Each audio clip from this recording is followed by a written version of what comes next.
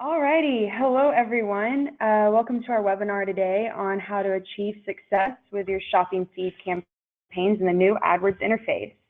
So this past year, Google began to roll out a new version of AdWords for online advertisers. And while the new interface has a much more updated look and lots of new features, becoming accustomed to where things are and what everything does can be quite a struggle.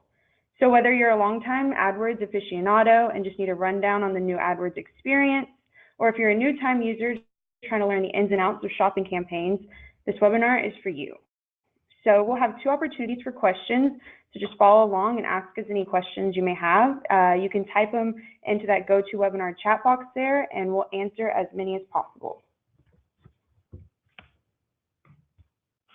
All right, so to get started today, this is our agenda. We're gonna have a quick hello here to introduce ourselves, kind of what our role is here at Volusion. We're gonna do a quick overview next, where we just talk in broad terms about some of the things that we're going to be talking today. And we'll pause after that for our first question and answer session, just for any kind of broad general questions you guys might have. Then we're gonna go into the real meat of the webinar and get into that new AdWords interface, and then wrap it up at the end with some success stories of clients that we have and we're working on right now, and then have another Q&A there at the end. So, all right, so to get us started, we are your hosts today. My name is Adam Kirsch. I am the shopping feeds team lead here at Volusion. I've been working on shopping campaigns and these types of accounts for about 6 years now. Alrighty, and my name is Ali Schlosser. I am a search marketing specialist here at Volusion. I primarily focus on PPC campaigns, but I get to work with our really awesome feed specialists like Adam every day. You flattered me. Okay, so before we get too far into this, just wanted to have a quick question for you guys. You can write the answer in the GoToWebinar chat box there, and that's just: are you running any AdWords campaigns right now? Whether shopping feed campaigns or other campaigns, just to kind of get an idea of the type of things that we have in here. Okay, I see we get some couple answers coming in already. We got a couple people that are running AdWords campaigns already, a lot more. Okay, so that's good. All right. Alrighty, so thanks, Adam. Even though a lot of you out there seem to be already kind of familiar with AdWords and run some campaigns, we're just going to take a step back and talk a little bit about some of those general high-level concepts that we're going to be going over today. So what even is Google AdWords? Back in 2000, Google launched an advertising platform for merchants that they could have a hands-on ability to create ads that appear on Google search results. Yeah, so 2000, so that means Google is 18 years old now, so can finally buy cigarettes and vote. Yep, that's right. So, but today, Google now acts as a multifaceted hub where advertisers can create all types of ad campaigns to target online users at various stages of the marketing funnel. So from those text-based search result ads, display shopping ads, to even those image-based remarketing ads that follow you around everywhere. AdWords really makes it easy for merchants to have control over what they're advertising, who they're advertising to, when, and everything in between. The ads that are created in AdWords campaigns are mostly cost per click based, meaning that the merchant is charged each time a user clicks on an ad. The merchant is then able to see statistics, metrics, and demographics on the users. Then they can determine campaign performance and then manipulate the campaign to achieve the results that they want. So from its start, AdWords now assists in millions of dollars in merchants' revenue daily. Business and companies worldwide submit the ads into Google for approval. And then once they're approved, merchants work to target audience that will perform an action once seeing their ads. So some merchants use these ad campaigns to drive traffic to their site or to find users to convert on their site. Others use to drive calls to their business or just to drive leads. Whatever the goal may be, AdWords really helps merchants reach them. It also works to target shoppers at various stages in the marketing funnel. A search campaign that bids on keywords can bring in users in the beginning stages who are just kind of browsing, while a shopping campaign can work to target super specific queries for users that know exactly what they want and are more in those final stages of the marketing funnel. AdWords also provides direct information to the merchant on how users are interacting with their advertisement. So are people seeing their ads and then never clicking? AdWords will really be able to tell merchant the status of the user's relationship with their ads.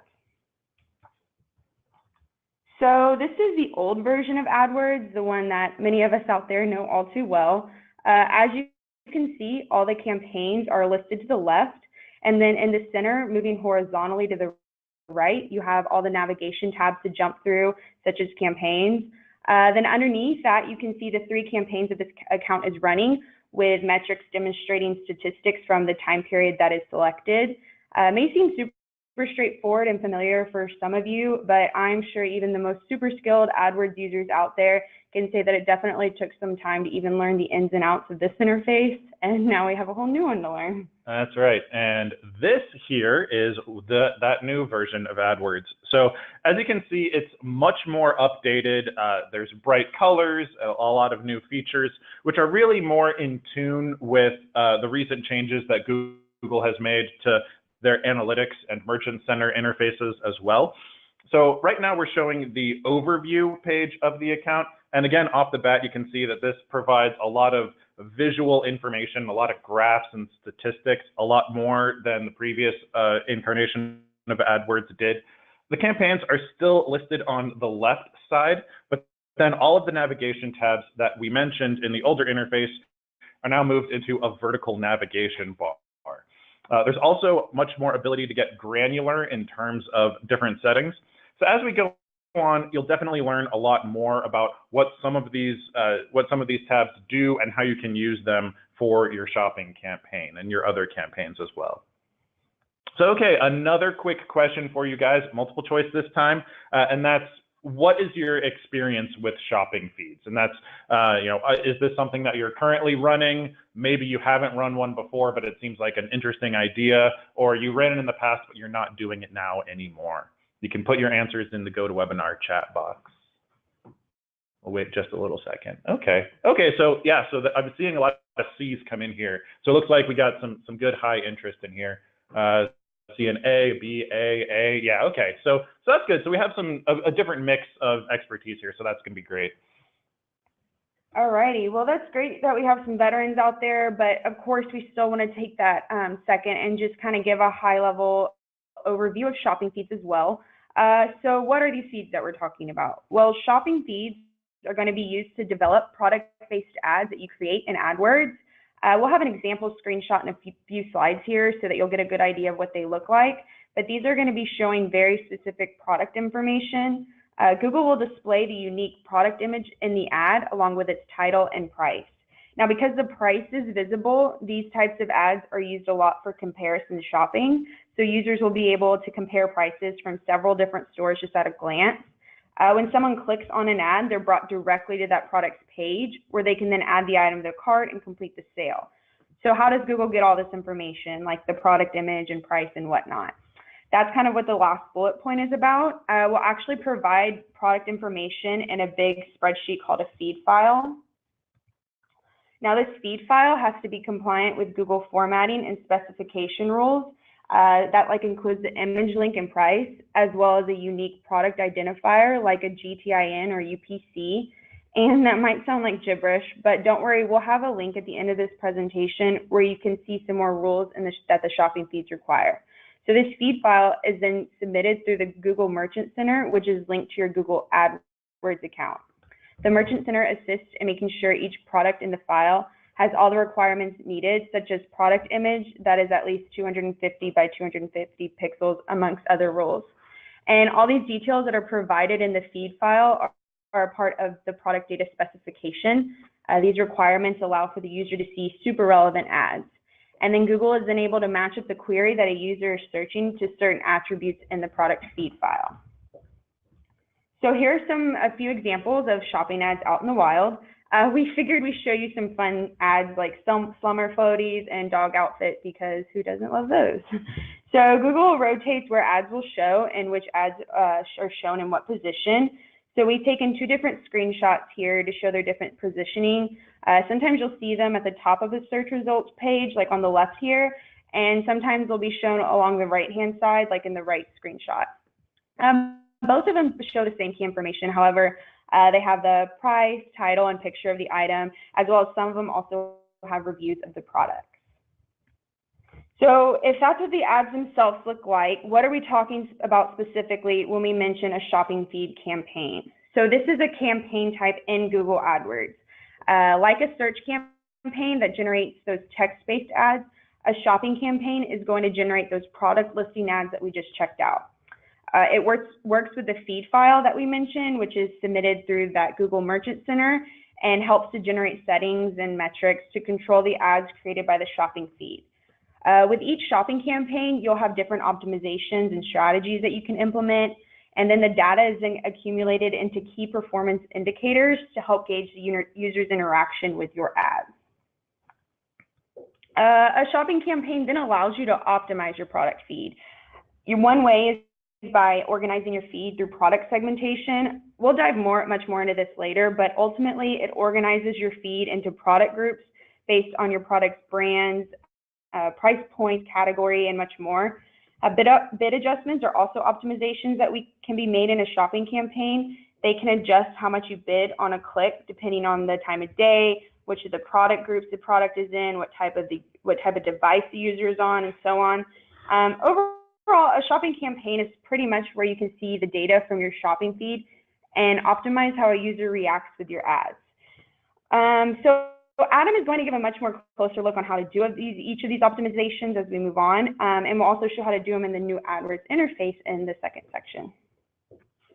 All right, so now that we have a great understanding of AdWords fundamentals and kind of what shopping campaigns are, we're going to talk a little bit about the benefits and advantages of running a shopping feeds campaign.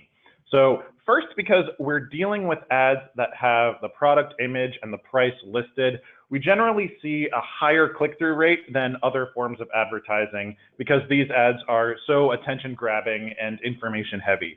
This also means that we're going to be dealing with more qualified leads.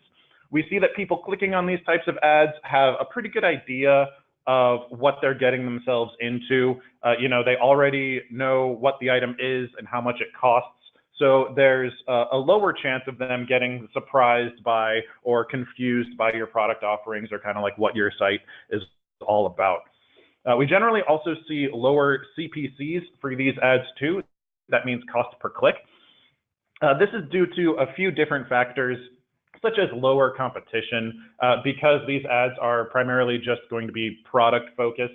It kind of narrows down the pool of different advertisers that we're competing against. And if you remember those screenshots that we were showing before, shopping ads appear right at the top of a search result page.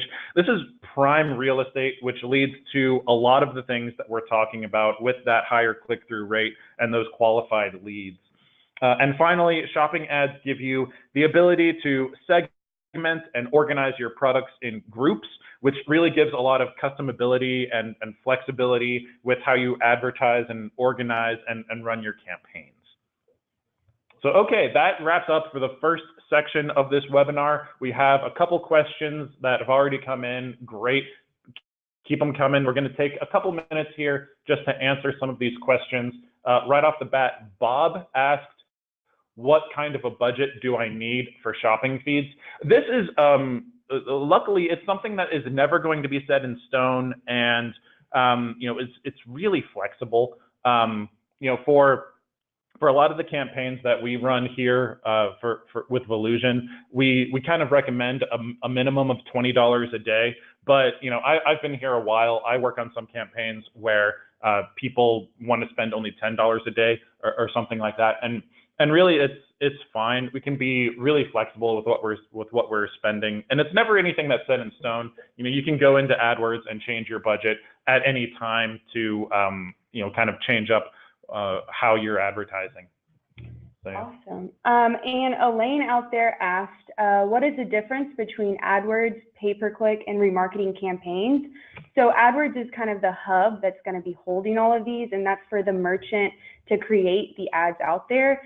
Pay-per-click is going to kind of be the strategy that's used. So that means that the user that sees these ads has to pay, or the user clicks on them, and then the merchant has to pay for that. And then remarketing is going to be a type of campaign. So just like we're talking about shopping feed ads, remarketing are going to be those static image-based ads that kind of follow the users around. It's just a different type of campaign that you can run in AdWords. Trenton says Volusion's shopping feed does not give the ability to send a sale price to shopping. Is a sale price field going to be integrated with the shopping feed? So Volusion actually does have both a product price and a sale price section. They do have those columns in the dashboard. And if you have that sale price column filled out, that is something that you can include in your feed file in a sale price column, and that will get submitted to shopping as well. Let's see. Natalie asked us, do you like the old or new interface better? Well, I will say for myself, I'm much more accustomed and can move a lot quicker in the old interface. I do think the new interface is very pretty and it does have some really cool features, but at first I wasn't too happy about the change, but I do know the more and more I work in it, I'm getting much more, used to the new interface and liking it a lot more. Yeah, and I'm a pretty visual person, and so I like the graphs and kind of the different ways that that the new AdWords interface shows some of this information. It makes it a lot easier to kind of understand. But yeah, definitely more comfortable with the old interface, but there's a lot of things that are great about the new interface as well. Okay, Esther says, what is the minimum bid amount? That's actually, I don't think that there actually is a minimum bid amount. It's going to vary on industries and kind of different competition as to how much you have to bid in order to actually get exposure. But in terms of if there's a mandatory minimum bid amount, there is not. And Natalie also asked, how do I know if my CPC is too high or low? That's kind of up to your discretion. Like Adam was saying, different industries, it really depends on competition, what you're advertising, things like that. But, if you're kind of starting out with a lower budget, you don't want to be spending, $5 on one click. But if you have that budget and you're able to do that, and that's kind of common for your industry, then $5 might be on the low side. Or in some industries with shopping feeds, 50 cents is common. Also, though, Adam did mention one of the benefits of a shopping feed campaign is that your CPCs do tend to be lower than like the keyword, super general campaigns that you can run. So shopping feeds definitely are a good route to go if you're wanting to go on the lower end of CPCs. And there's another thing. One of the metrics that Google provides is called benchmark CPC. And so how that works is Google kind of has a good idea and understanding of what your site is and the types of products that you sell. And Google's able to compare your site across other sites that sell similar products. And it gives you kind of an aggregated, averaged CPC that other users are using for your products. Now, I always say to take that with a grain of salt because Google is not extremely transparent with the types of sites that they're pairing you up against. But it is kind of a good thing to kind of look at and see if you can get, if Google is giving you that benchmark CPC information, you can kind of use that as a starting point to kind of figure out where you want your bids to be. I think that that's a pretty good number of questions to answer here. We're going to go ahead and keep going, but feel free to put in more questions. We're going to have time at the end to answer any that we didn't get to. All right, some great questions. So now we're going to kind of get into our second section. We're going to be focusing on the new AdWords interface. We will be looking at what's different in terms of where everything is. And also we'll be discussing how to navigate through the new interface when it comes to optimizing your shopping campaign. So before we showed you the page your account opens to in the new interface compared to the old one, but here's what the interface looks like when you're looking directly at campaigns. As you can see, it's a super similar layout to the campaign homepage that the old interface would open to. You have that graph visually demonstrating a metric at the top. In this case, it's clicks. And then you have the campaigns listed underneath and their corresponding statistics laid out in the rows next to them. On the left, there's that now vertical navigation bar that we mentioned. And to create a new campaign, there's that big, pretty blue plus sign. The icons on the far right underneath the graph may seem a little foreign for some, but these are just the same options in the older interface that you could use to manipulate the data, so such as filter, column, segment. Overall, the campaign page, though, of the new interface should be fairly easy to recognize if you use the previous AdWords. It's just that much more updated look. So what can you do in this fancy new AdWords to your shopping campaign? Well, one of the things you can do is review your search terms and negative keywords. Another strategy to do is segment out your products. We've touched on that a little bit, and I promise we'll finally get to it. And it's also a good idea to make bid adjustments in terms of the user's device, location, and the time of day they are searching. Like I said, we're going to dive deeper into each of these starter optimizations and where they are in the new AdWords, but we'll also provide some resources at the end for you to check out some more of our advanced strategies as well. Okay, so diving a little deeper into some of these things that we're going to be talking about. First, reviewing search terms and keywords. Now, this is the section in AdWords where we're able to see exactly what people are searching for, what they're typing into the Google search box when they are shown our ads.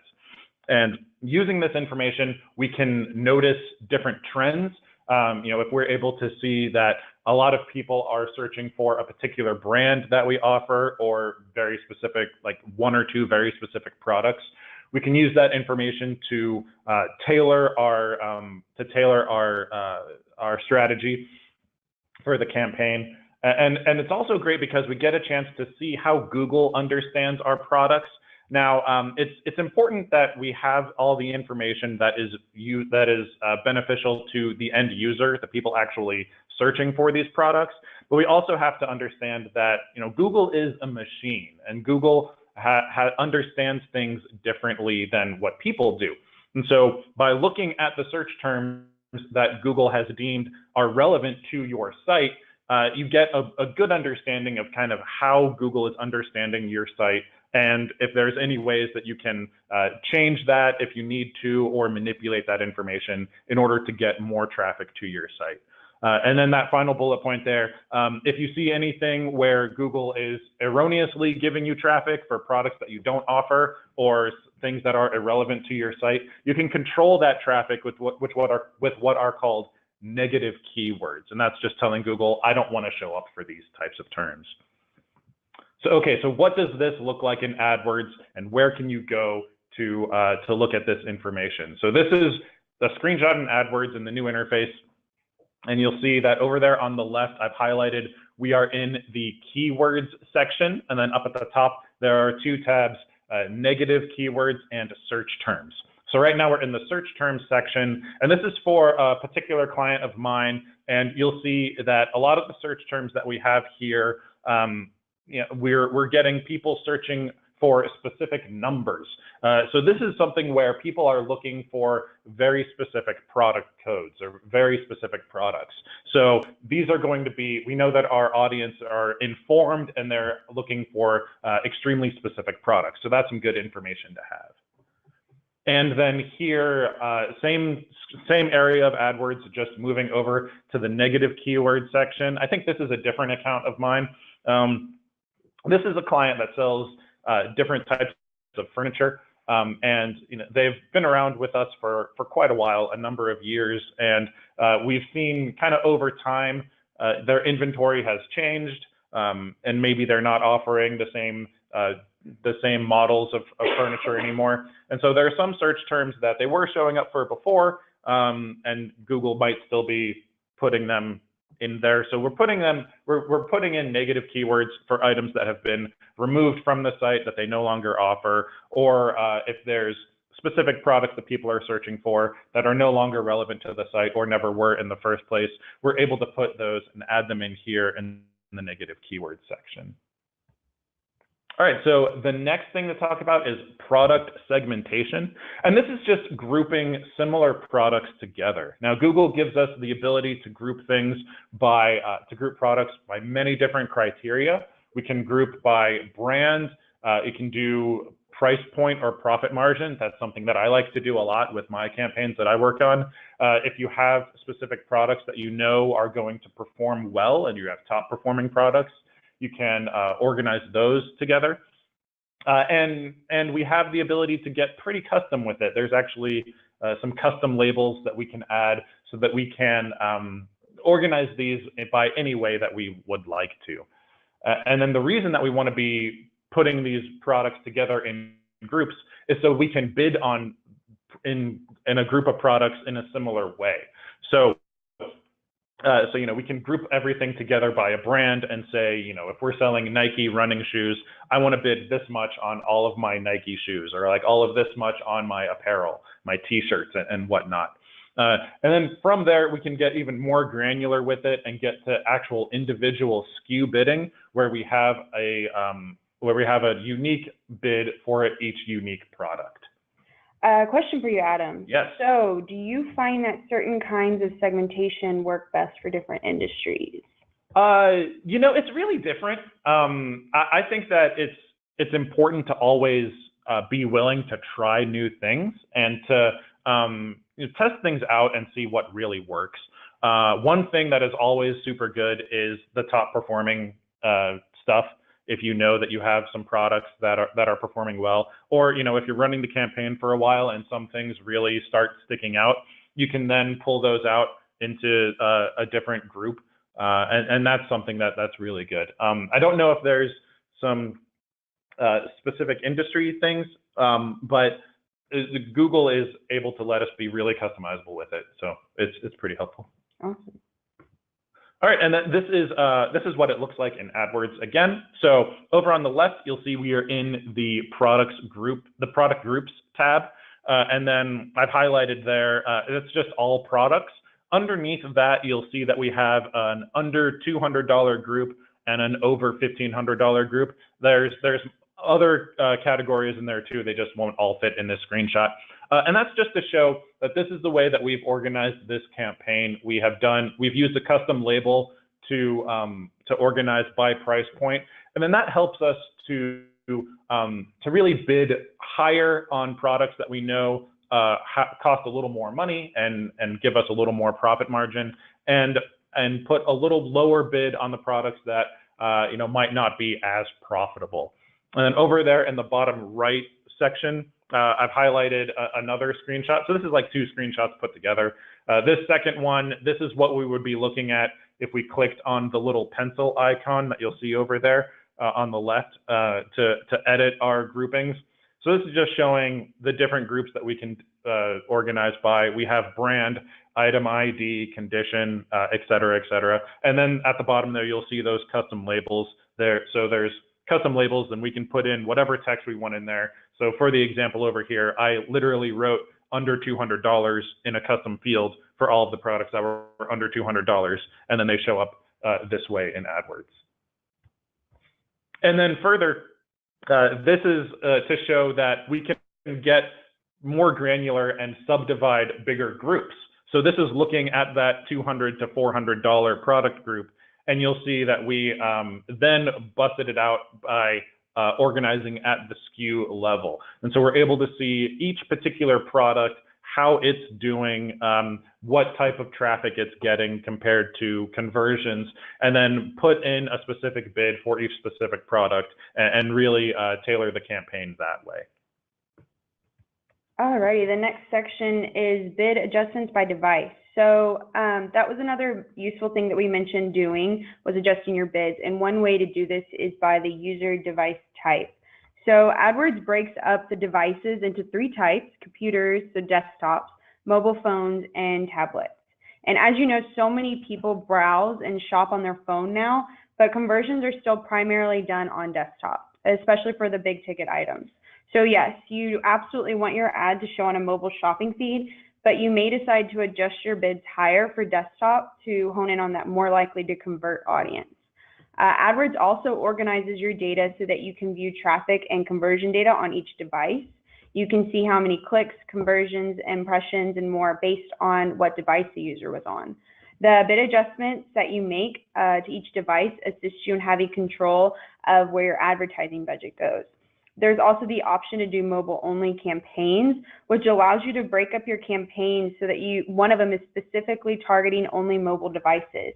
You normally do this by duplicating a campaign and making one of them -100% for mobile and the other -100% for desktops and tablets. This tactic can be super lucrative, especially with the online growth and mobile shoppers. So, and here we have a screenshot of what the devices tab looks like in the new interface. The breakup of device types is towards the bottom of those vertical tabs, and it has the graph laid out and the device types listed below. Yeah, so you'll see here we have a minus 10% bid adjustment on mobile phones and a minus 20% on tablets. And like Ali was saying before, there's a lot of campaigns where we work with where we can put in a minus 100% on these. So if we wanted to have a campaign that was specifically only targeting desktops, we'd put a minus 100 there in the mobile phones and tablets. And then we would create a new campaign, all of the same information, but we'd put a minus 100% on desktops there so that that one would only be advertising to people on mobile devices. And the reason that we do that for some people is that it gives us a little more control over how we're spending our budget. If we have a $20 a day budget for marketing, and we know that we only want to be we don't want to be spending a whole lot on mobile traffic, it's not converting for us, we can have a new campaign where we put in a $5 a day budget and have that target only mobile devices, and then have our desktop campaign be at $15 a day. So it really gives us a little more control over how we're advertising and how we're spending our money. Yeah, and so mobile only campaigns are great, but if you're not quite ready for that advanced strategy, or you're not ready to break off your campaigns, like this campaign is doing, they have a lowered bid for mobile and tablets. Because mobile phones bring in so much traffic, you still might want to lower that bid so you don't have all of your budget isn't used up on mobile, and you still have some for desktop users. And also in this screenshot, you can go over and see that the clicks that are coming in for each device and the click-through rate and how much each click is costing you. Yeah, okay, so next we're going to talk a little bit about bid adjustments by location. This is a great thing that Google lets you do where you can specifically target areas where you'd like to advertise. If there's any areas where you know that you're going to be doing well. It's really great for businesses that have a brick and mortar. Actually, I think Ali, you have a campaign that you're doing this for with a brick and mortar. Yeah, I have a client that has a brick and mortar location in Edgewater, New Jersey. So what we were able to do was drive in local foot traffic by making a bid adjustment to increase bids in a radius of 10 miles around their store. Yeah, so that's super cool. There's a lot of neat things that you can do with it, including excluding areas that you don't want to ship to, like that next bullet point there. Like for example, if you're a site that operates in the lower 48 contiguous states, maybe you don't ship to Alaska or Hawaii because it's too expensive. You can exclude those states from your location settings, and then your ads won't show up to people in those states. So you'll get to save a little money there.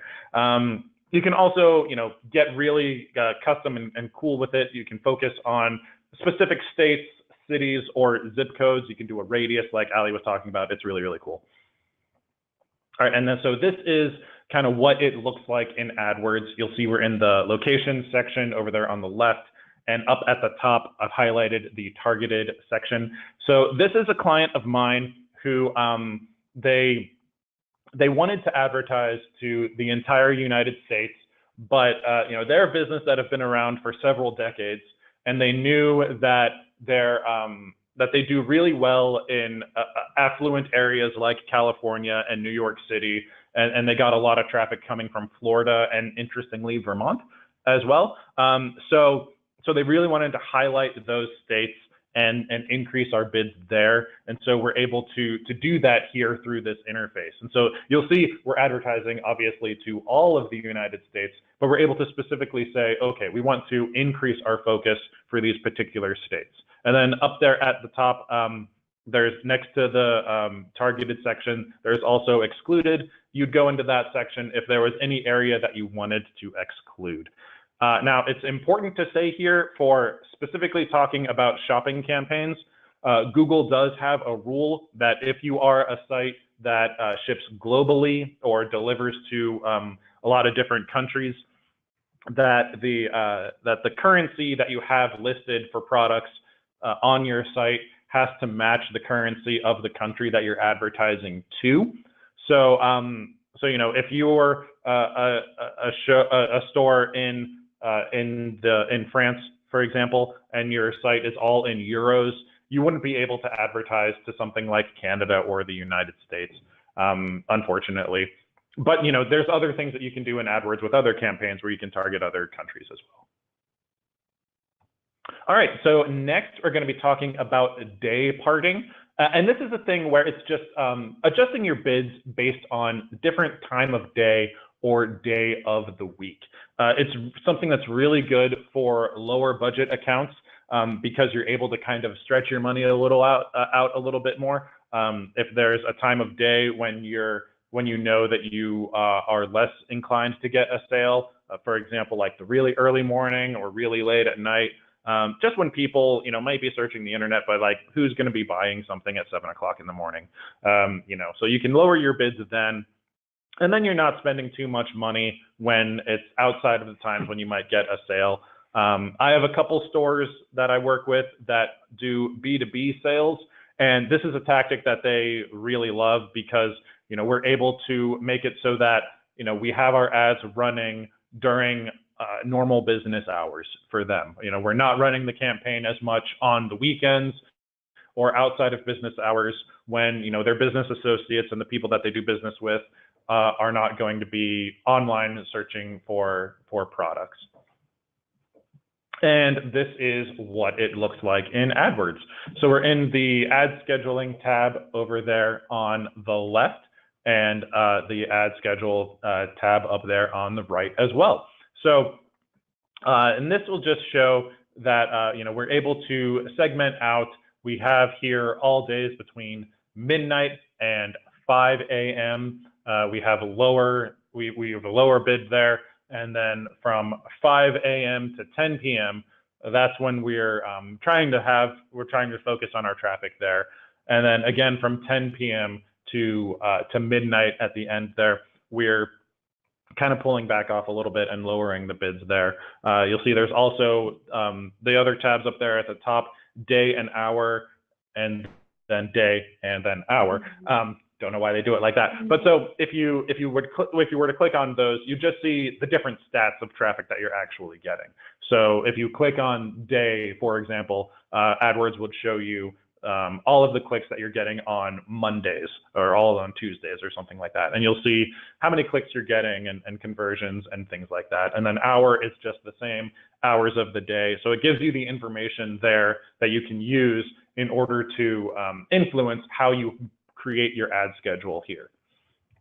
And then this is just, if we were still on that same page in AdWords and we scroll down a little bit, this is what it would look like. So here you'll see we have, this is where you're able to set it up and actually set your bid adjustments here.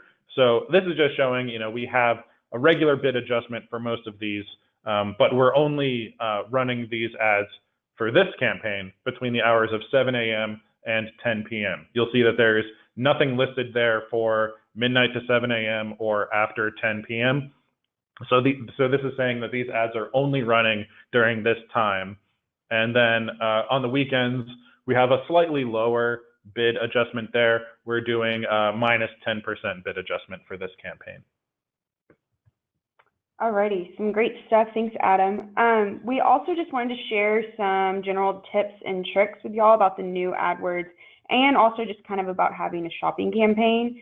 So first, some tricks in the new interface. One is keyboard shortcuts. These are an awesome way to move around in the interface without having to manually click through pages. They're great if you have like a big account or if you're just trying to move around quicker for efficiency purposes. If you ever want to take a look at these shortcuts, click on the question mark in the upper right-hand corner and you can view the same screenshot that we're showing on the right. Another trick in the new AdWords is the diagnostics feature. For those of you that know the old AdWords, you know that if you ever had an issue with your product feed file in a shopping campaign, you would have to log into your Google Merchant Center account, then back to AdWords and Merchant Center. But now you can see directly insight on the status of your products right there in AdWords. So if one of your product images is too small or you're missing a product's GTIN, you can just meander on over to the products tab in your campaign and select diagnostics to find out. Finally, getting back to the old interface. Now, for any of you that are used to the older version, I'm sure you understand that it can be a bit difficult to get through this transition phase of the new interface. You want to, learning how to make those optimizations as quick as you did in the older version. So if you ever need to hop back into the older interface, just click on the little wrench in the top right-hand corner and select Return to Previous AdWords. Sometimes this is also needed when you're trying to implement a strategy or check out data that's not quite in the new interface. So for example, historical quality score, but Google is always adding in new features every day to the new AdWords. So be on the lookout soon if you ever run across something that's missing. So now here are just some general tips to keep in mind when it comes to managing a shopping campaign. One is to consider your profit margins and compare them to your cost per conversion metrics. So how much revenue are you bringing in? How much is it costing for you to gain conversions? And use this information to decide whether you should increase or decrease your bid adjustments. Actually, yeah, just stepping in here really quick. This is one of the reasons why I like setting up campaigns by product price, so that I can easily see, like, if a product costs $100, I can look at my cost per conversion for that product and get a really good idea of like, if that's being profitable.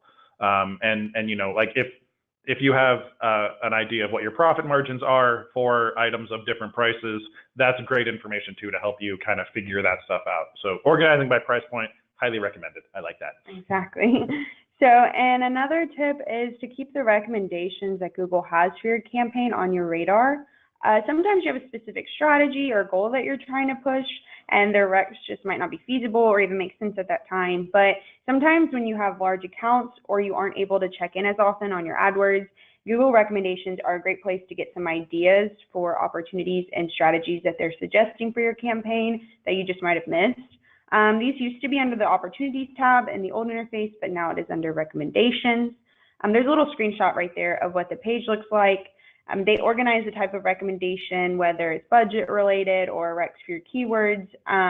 Then you can click on each recommendation and see the data and projection kind of that Google has if you were to implement it. And a final tip with a shopping campaign is to know that just not all clicks are the same. This is kind of a blanket advertising policy but it's just as relevant to a shopping campaign. A user that searches something very general and clicks on your ad late at night on their tablet might not be worth the targeting and strategy to gain a click from a user that searches a very specific query on their desktop during the day. Yeah, so you want to be bidding differently for different devices and different things based on these things. So you're not spending the same amount of money for clicks that are not going to convert as much. Exactly. And just a reminder, be asking us any questions in that GoToWebinar chat box there. We're going to jump into some success stories, but we'll have that final Q&A at the end. Yeah, so these are our client success stories, just a couple of examples of accounts that I'm working on right now, and just kind of some of the things that we've implemented to help make them successful and kind of why it's working for them. So, okay, so our first example here is Chicago Faucet Shop. This is a site that sells plumbing hardware and faucets. You get a pretty good idea of that looking at the screenshot there of their homepage on the right. This is a client that came to us late in the year of 2016. And so they've been with us for coming up on 2 years now. We're about to reach the 2-year anniversary of this campaign. And some of the strategies used. So this is an account where right off the bat, they've been running the site for a little while. They've been in business for quite a while. They have tens of thousands of products, just a huge, huge inventory. But they knew that there was a subsection of their inventory that was going to be doing really well. And so Megan, I think she's actually attending this webinar. Hi, Megan. So Megan, when she started this, I had a consultation call with her, and she gave me a spreadsheet that just had the products that she wanted to focus on. And so we started out kind of small and only submitted those products because it was kind of an example of, we knew, like, if it's not going to work with these products, then it might not work. So we ran for a little bit with those products, and the returns were good, and so we were able to then it gave us a little bit more flexibility in order to kind of add new products to the feed and kind of like try new things out. There was, she'd be sending me emails every couple weeks of new products that she wanted to introduce into the feed and kind of like test out different lines and see how they worked. So that's a good example to do. And then the results there. So obviously, they came in at the end of the year in 2016. So 2017 was the first full year that we were able to run these campaigns for them. And 2017 saw a 27% year-over-year revenue growth when compared to 2016. So pretty great. That's awesome. Yeah. Second example here is Gas Detector Shop. This is an example of a client that, I would say would be a little less traditional in terms of, predicting success, just because they have very, very specific products. We're talking like specific instruments that miners would use to like detect different gases and things, and different like poisonous substances. So yeah, didn't really know exactly what to think about it at the beginning. It's another client here that we've had since 2016. 2016 turns out good year for accounts. Yeah, so the strategies here is we really wanted to focus on their product information, and luckily it was a great site. It is a great site that has very descriptive product titles and descriptions. They put their product codes right front and center in their product names, and so they know that the people that are interested in these products and they're going to be purchasing them, they know what the item numbers are. They know exactly the model that they're looking for. And so they're going to be typing in some very specific search terms. And so, they wanted to show up for those specific search terms. And luckily, we were able to do that, and they did. So, by focusing on the really good product information, getting kind of really, really specific with the types of things that we were putting in the product titles, we saw great growth here. It turns out 34% of all 2017 site revenue came just from these shopping feed ads. And so that was pretty great. And right here, next on the next slide, we have, so this is an example of one of their products. So that product title, interesting. But that's the type of thing that people are going to be searching. Like, people are actually going to be typing in those very specific numbers and letters in there if they want to be searching for this specific product. And the people that are looking for this product know exactly what it is that they're looking for. And I wanted to highlight this site because this is a really good example of, a lot of people think that shopping campaigns and shopping ads are really suited to products and industries that have a very high aesthetic quality, things where like a product image will really sway and help with getting sales, things like apparel, things like jewelry, home decor, and things like that. But at the end of the day, this is an advertising strategy and a platform that relies heavily on data. So if we have some good product information and highly specific terms that we know that people are searching for, you'd be surprised about the types of results that you'll have there.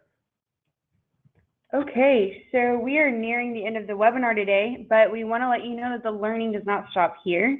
Here's some other awesome blogs and webinars written by our super smart and super cool team here at Volusion. So that first one's more on that product segmentation. We got Google Shopping 101 on how to set it up, which was written by me, so be sure to check that out.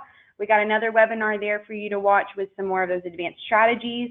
And then we got a blog on kind of the whole mobile first thing that we were talking about, and then some more information on the new AdWords interface. And then this are some additional resources and tools. Over on the left, these are all Google Help articles. And we're going to be sending these slides out after this webinar is over, and all of these links will become clickable. So don't worry about that. But the Google product taxonomy, it's just a list of the categorization that Google has. There's a field in your feed file where you have to put in what's called a Google product category. And that's just letting Google know what types of products these are. So that product taxonomy is going to be helpful. There's also product data specification that just goes over the different rules that you have to have for your for entering your products in your feed file. Shopping policies, again, just Google rules. And then over there on the right, it's just links to set up an account at Google AdWords, Analytics, and Merchant Center if you haven't already. Alrighty, and let us help you. We have a really great sales team here that you can call into and discuss our shopping feed services with. I know Adam and myself would both love to work with you and help you achieve those e-commerce goals with shopping campaigns. And we also have a promo for the rest of the month of May, so be sure to speak to someone soon and take advantage of that free shopping feed setup or a free month of services. Yeah, okay, so that's the end of the webinar. Thank you, everybody. We got some great questions here that we're going to answer. Feel free to type in some more. We got about 10 minutes here, so we're gonna tackle some of these. Let's see, Linda asks, is it true that your competitors can affect your shopping feed, your campaigns, costing you money by repeatedly clicking on your ad? So unfortunately, that is true. You are charged whenever somebody clicks on this ad, and so there are things that people can do for that. But Google is actually surprisingly really good at identifying fraudulent clicks, and will give you money back if they deem that clicks are illegitimate, or if there's a lot of clicks coming from the same IP address or a group of computers in a centralized location. I've been in the industry for 6 years now, and I could count on one hand easily that's not the amount of times that I've seen this happen or heard about it happening. Really, it doesn't happen very frequently, and Google is really good about catching it when it does. All right, and Efron out there asks, if a business is based in Miami and you have a campaign in California, do you need to do something with the time zone? So when you set up your AdWords, it's going to be in the time zone that you're located, but this can kind of play into that day parting that Adam was talking about. And so you'll probably just have to adjust your bids or whatever like later, since California is going to be running behind. And then you might be wanting to run your ads, till 2 a.m. in Miami, but then not in as late in California. So yeah, that's just a big part where you can go into the time of day and adjust from there. Yeah. Another question from Efren here. Does each product require a unique graphic? It doesn't necessarily have to be unique, but each product does have to have an image associated with it. It has to have an image link. This is particularly true of like child products. If you have like a parent product and then a number of different variations of it, the child product can still have the same image as the parent. But we just have to make sure that in the feed file there's a column for product SKU, and there's a column for image link. We just want to make sure that each product code has an image link associated with it, and that it's the correct image link. It doesn't necessarily have to be unique, but it does have to be there. Alvin asks, will Volusion AdWords lead the customer to purchase the product? Well, the ads that we're going to be showing, shopping ads, will lead directly to product pages. And that just kind of comes with optimizations and stuff if we can, try to find that target audience to convert with shopping campaigns. So since they're already seeing the image and the queries tend to be a lot more specific, a lot of times you do see those more quicker conversion rates with shopping campaigns. Yeah, and shopping campaigns bring people directly to that product page. There are different forms of advertising, like a text-based PPC campaign that'll bring people to like a category page or a different page that you can specify if there's particular actions that you want people to take on different pages. So there's different things that you can do, and then different ways that you can kind of lead your customer to get those conversions. Gladys asks, our company rents products. Will we be able to use shopping ads? I actually don't think that shopping ads are available to companies that rent products. I would actually suggest that you use another advertising model, a different avenue, such as PPC ads. These are text-based ads. You're able to write a headline and some ad copy there, and And with a text-based ad like that, you're able to have a little bit of control over what types of searches that people use to find your products. So you can actually place a bid on terms like products for rent or things like that. So you can specifically target people looking to specifically rent instead of buy. I think that PPC text-based ads would be a great avenue for that. Yeah, and we just had a question come in from Miles that says that he already runs PPC ads. Is there a reason that they should run Google Shopping too? As a person that kind of focuses on PPC, I say yes. It also kind of depends on your industry. One good way to check it out is to look at the search terms that people are. If you see, people are really searching for specific queries or something, it's always a good idea to do those shopping ads. And also just for the matter of real estate, if you have, your ads showing up at the top in the text space, but then also you have those product images there, that just allows the user to have, know that your site is the one to go to. And also PPC and shopping feeds just run off each other. The better relationship you have with Google, the more success you're probably going to see. And piggybacking off of that is the way that Google kind of like works and identifies with these campaigns, it's going to be different. So the way that we get traffic with these ads is different. So the way that shopping ads work is that Google will crawl and index the information on your product pages, things like the product title, the description, the price, things like that, and use that to match your products to particular search terms.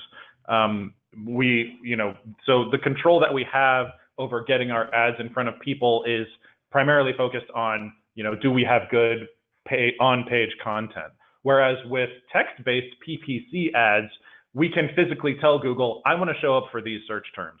So if we're running a PPC text-based campaign and a shopping feeds campaign, we can take up more real estate, and we can use different strategies for reaching different audiences and expanding our reach for these different advertising platforms. Also, if you show up, if both ads show up on one search term, that's just double the real estate for you, and that's never a bad thing. All right, let's see. Okay, so Esther asks, is the UPC required to submit an item to Google Shopping? So this is actually kind of a gray area. So Google started implementing this practice a couple of years ago now, maybe 2 years or so, where before the UPC code was recommended but not necessarily required, and then they rolled it out where they said, okay, a UPC code is required for big name brands that a lot of people know about, and there was a list of brands like Apple, Nike, Adidas, things like that. And then just like slowly over time, it's becoming required for more and more brands. But there's no longer a list of brands that it's required for. So basically, if you have the UPC code, you definitely want to be submitting that. It's still not entirely required. It's only required basically if Google knows what the UPC codes are for those products, if they've been submitted to them or given to them by those manufacturers. All right, we got time for about one more, I think. Which one do we want to take? Marianne asked there, where do you find the Google product identifier codes for each product? Okay. So I think that what you mean is that might be a Google taxonomy question, the Google product category. And those will be in that link that we have in the resources section for Google taxonomy. You can also just search for it. If you just Google product taxonomy, it will come up. It's one of the first results there. Yeah, and that should give you all of the different codes and the different things that the different categories that Google has there. Okay, well, thank you everybody for joining today. Just a reminder that we are here to help. Any question that we didn't get to, you can definitely talk to one of us here, and we'll get back to you as soon as possible with an answer. Thanks, everybody. Thanks for joining. Bye.